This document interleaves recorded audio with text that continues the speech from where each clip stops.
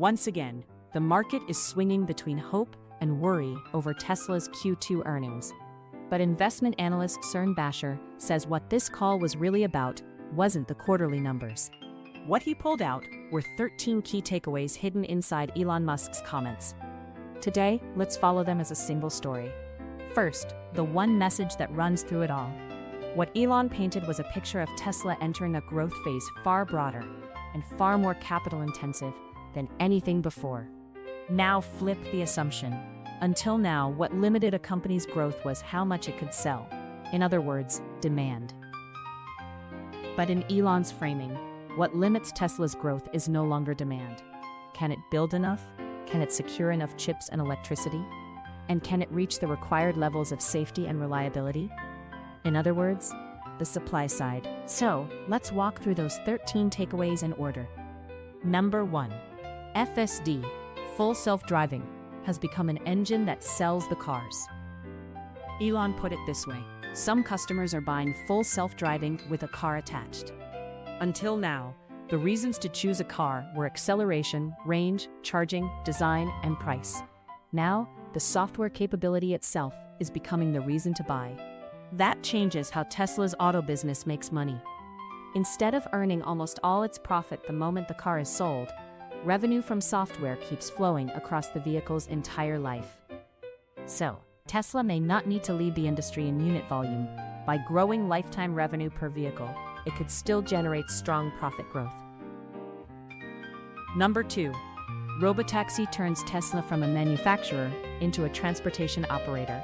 Elon said Tesla will run it vertically, itself, rather than leaning on other companies' ride-hailing apps. And that demand would exceed its ability to supply. By operating it itself, Tesla keeps most of the revenue generated over the vehicle's working life. And utilization is high. A car running all day earns far more than a car sold just once. But here lies the biggest constraint. What Elon calls the March of Nines: reliability. 99.9, 99.99. How far can you push those nines?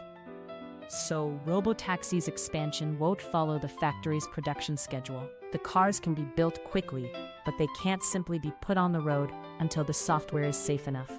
So, the revenue curve becomes highly non-linear. It stays quiet while safety data accumulates. Then, the moment it crosses the threshold, it shoots up all at once. And the Cybercab needs one more layer of caution. Because it's a new chassis, Tesla has to accumulate driving data specific to that vehicle all over again. So it starts flat, then climbs steeply afterward. Number 3. Optimus, the humanoid robot. Elon repeated that it could be the biggest product ever. The logic is simple. The market for human labor is vastly larger than the market for cars. If a single machine can handle factory work, logistics, housework, and computer tasks, that market runs into the trillions of dollars. But here, Elon also gave his most candid warning. Almost every part is new. A supply chain for humanoid robot components doesn't yet exist, so Tesla has to build it itself. As a result, the production ramp curve will be unusually long and unusually flat. Optimus won't generate revenue just because the line has started running. Number 4. Terafab, the plan for Tesla to make its own chips.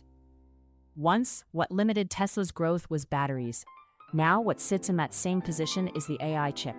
FSD, Robotaxi, Optimus, all of it rides on chips. So, Tesla moves upstream into semiconductors. Design, prototype, test on real hardware, then fix. Spinning that loop fast, all in one place. Chips optimized for physical world AI, made by their own hands. Number 5. Digital Optimus. This is a business that can stand on its own apart from the physical robot. An AI that watches the screen and operates software directly. Grok handles the higher-level judgment, and Digital Optimus carries out the individual tasks. What's interesting is that this can become a business before the physical robot reaches mass production. Clerical work, data entry, customer support, research, monitoring, because it can operate software built for humans, as is. Number 6. Megapod. A plan to package Tesla's AI computers and ordinary PCs into a box and place them everywhere. What Elon specifically pointed to was next to superchargers, places that already have major electrical infrastructure. Electricity, in-house chips, batteries, solar, Starlink. Bundle them together. And instead of concentrating everything in giant data centers, a distributed AI compute network takes shape. Tesla is trying to monetize even the infrastructure beyond its cars and batteries. Number 7. Energy has been repositioned as critical infrastructure for AI. Until now, grid-scale batteries were storage for renewable energy. But Elon points to a new, large market: AI data centers. Training workloads swing power consumption violently up and down. Batteries smooth out that swing. So Tesla's energy business gets two tailwinds at once: the spread of renewables and the expansion of AI data centers. Number 8. In-house solar completes the energy chain, from refining silicon to cells to panels to installation. From generation to storage to power electronics to AI compute and on to transportation and robots. The idea is to control the very source of it in an era when demand for electricity is about to surge. Number 9. The autonomous semi, the heavy truck. Elon sees autonomy coming around late 2026 to early 2027. Right now, the engineering resources are focused on the Model 3, Model Y, and Cybercab, so it isn't the top priority. But the same investment in AI can extend across passenger cars, robotaxis, delivery vehicles, and heavy trucks. That's where enormous leverage kicks in. Number 10. SpaceX is becoming part of Tesla's products. Grok helps digital Optimus. The Cybercab carries Starlink. And on Terafab 2, Tesla cooperates with SpaceX. A fleet of self-driving cars can't rely on spotty cellular alone, so reliable connectivity matters, both for monitoring the fleet and for the value of the cabin itself. Number 11. Existing Tesla cars may get a second life. Swap the brains of older camera-equipped cars for a new AI board. Do that and the older cars won't go obsolete. They can join the improved self-driving. It protects the value of existing cars and widens the market for FSD subscriptions. Number 12. Elon said plainly that he prioritizes speed over capital efficiency. Even with some waste, finishing sooner produces higher net value.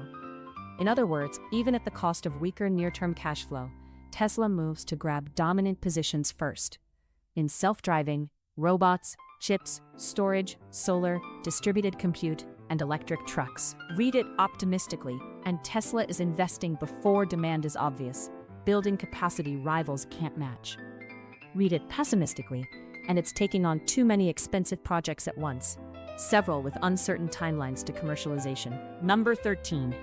Elon thanked Micron for making room for Tesla in the years to come.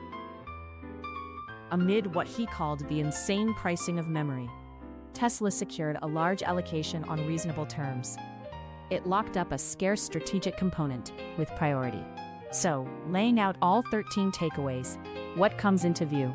It's that these are not separate new products. FSD, robotaxi, Optimus, chips, energy, solar, each reinforces the others. They form a single, vertically integrated platform of AI, energy, and manufacturing. But the greatest danger lies there too. Almost every growth engine depends on capabilities that aren't yet mature. Self-driving reliability, robot dexterity, a new component supply chain, securing semiconductors, allocating capital, and regulatory approval. All of these have to be solved at the same time. So this call was far more bullish about how large Tesla's business could ultimately become than about near-term profits.